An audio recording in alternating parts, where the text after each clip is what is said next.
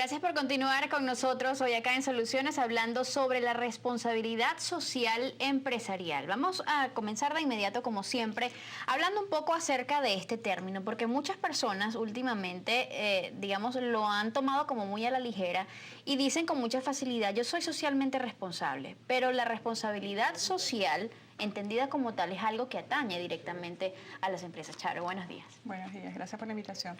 A ver, cuando hablamos de responsabilidad social empresarial, efectivamente que el autor de esa responsabilidad social debería de ser el empresario o la empresa como tal, ¿no? Okay. Y generalmente es un conjunto de prácticas e inversiones que una empresa puede realizar en función de todos aquellos grupos con los cuales se relaciona. Como tú bien dijiste en la introducción, una empresa puede ser responsable con sus accionistas, con sus empleados, con sus proveedores, con las comunidades aledañas, con sus consumidores, con sus clientes, con las autoridades incluso, y efectivamente con el medio ambiente. Entonces yo puedo tener una práctica responsable hacia mis consumidores cuando yo decido que el 10% de todo lo que compro como empresa en bienes y servicios lo voy a hacer a pequeñas y medianas empresas, porque estoy apostando por la equidad, es decir, porque también las pequeñas y medianas empresas puedan ser proveedores de la empresa. Entonces eso es una práctica. Inversión sería cuando yo decido invertir un porcentaje más allá de lo que me correspondería por la ley laboral vigente para diseñar, por ejemplo, un programa de conciliación familiar. Cómo mi trabajador puede conciliar mejor el tiempo del trabajo con el tiempo que le dedica a la familia. Entonces las dos son prácticas o inversiones responsables. ¿Por qué tendemos a pensar inmediatamente cuando hablamos de responsabilidad social empresarial en la comunidad? Bueno, porque creo que tradicionalmente, digamos, lo primero que se inició dentro de este tema de responsabilidad tenía que ver mucho con la industria extractiva en el país, por ejemplo, que requería una licencia para operar y necesitaba relacionarse con esas comunidades para poder hacer su trabajo de la mejor manera posible, evitando conflictos, etcétera.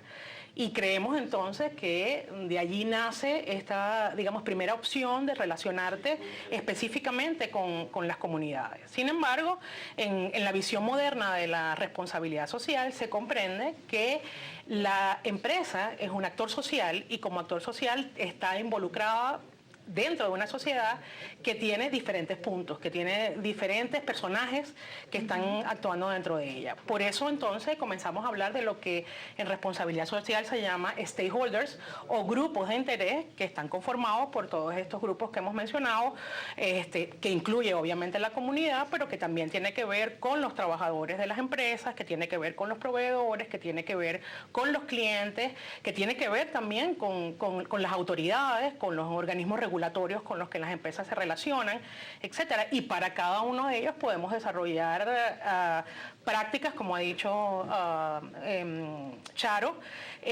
digamos que parten de un compromiso ético voluntario, ¿okay?, de querer hacer equidad o de querer el bien común dentro de la sociedad en la que hacemos parte.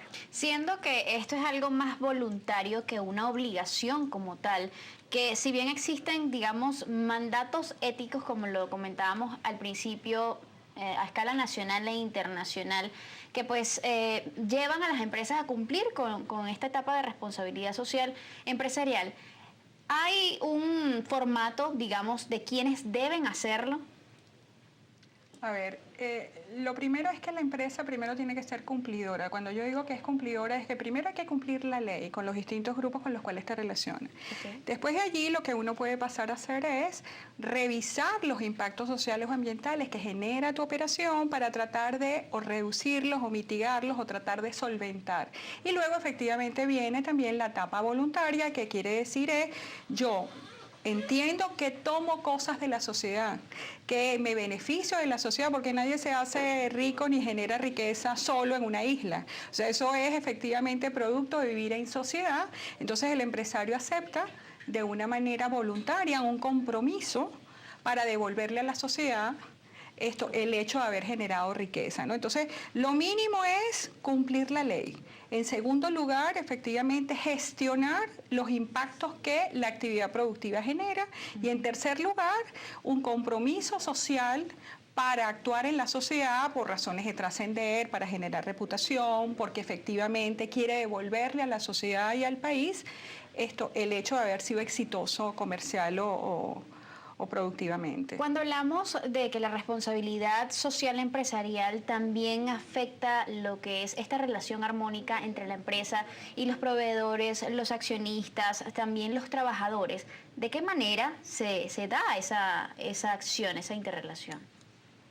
Una de las vías pudiera ser a través de la consulta de interés, es decir, yo puedo tener con los distintos grupos de interés mecanismos de queja o mecanismos de consulta, puedo hacer lo que se llama mapas de riesgo, o sea, lo primero es averiguar cuáles son los grupos con los que yo me relaciono, cuál es el tamaño de esos grupos, son grandes, pequeños, qué tipo de riesgos tengo con esos grupos, cuáles son las expectativas que esos grupos tienen de la actuación de la empresa. Para ponerlo sencillo, si yo soy una empresa fabricante de vehículos, la sociedad puede tener expectativas en que esta empresa trabaje en materia de seguridad vial, que trate de evitar accidentes. Si yo soy una empresa que soy un gran consumidor de agua, porque mi producto tiene que ver con el agua, entonces la expectativa de la sociedad puede tener que ver con, no solamente que usted paga el volumen de agua que consume para su operación, sino usted le está devolviendo de alguna manera distinta ese consumo especial de agua que está haciendo. Entonces, de alguna manera puede ser por distintos mecanismos, es decir, pero fundamentalmente lo que hoy en día y la tendencia nos están marcando es que las empresas deberían hacer diálogos y consultas con los grupos de interés para conocer sus expectativas y para que puedan escuchar las expectativas que esos distintos grupos tienen sobre la actividad de la empresa y la empresa tratar de darles respuesta, responder o efectivamente evaluar ese tipo de expectativas, ¿no?